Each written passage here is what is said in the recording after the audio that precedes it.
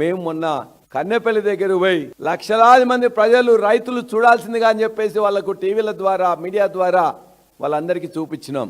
గోదావరిలో 1,00,000 క్యూసెక్కుల నీళ్లు పోతున్నాయి. దాన్ని నింపుకోవడానికి మన యొక్క రిజర్వాయర్లు నింపుకోవడానికి అన్ని రిజర్వాయర్లు నింపుకోవడానికి కావాల్సిన నీళ్లు ఇవాళ ఎత్తిపోయడానికి కావాల్సిన వ్యవస్థ ఉన్నది. ఏమంటున్నారు?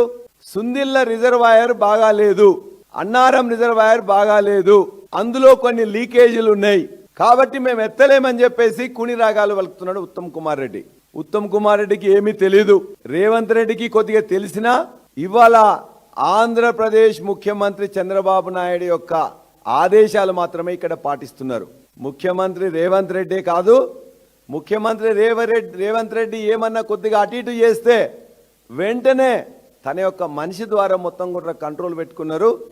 ఇవాళ నీళ్ల శాఖకు అధికారిగా సలహాదారుగా ఉన్న ఇవాళ ఆదిత్యనాథ్ దాస్ ద్వారా తమకు కావాల్సిన నీళ్లను వాళ్ళు తీసుకొని పోతున్నారు. ఈ 1,00,000 క్యూసెక్కుల నీళ్ళు ఎవరికి పోతున్నాయి? ఆంధ్రప్రదేశ్ మాగాణాలు పండడానికి పోతున్నాయి.